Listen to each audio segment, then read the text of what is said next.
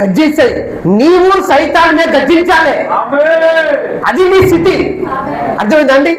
సైతాన్ని భయపడుతున్నట్టే నువ్వు ఇంకా సింహము స్థితిలోకి నువ్వు రాలే, ఆత్మలో సింహము లెక్క నువ్వు లేవు అని అర్థము. సైతాన్ని ఎప్పుడు భయపడతాడంటే, అందుకే సింహము వలె నువ్వు అయినప్పుడే సైతానికి భయపడతాను. అర్థమవుతుందండి? వాక్యం మామూలు వాక్యం చెప్తుంది, సింహము గర్జించగా భయపడని వాడేవారు. సింహము చూడండి, సైతాను సింహము కాదు, సైతాను కుక్కనే, కానీ సింహము వలె నటిస్తాను సైతాను.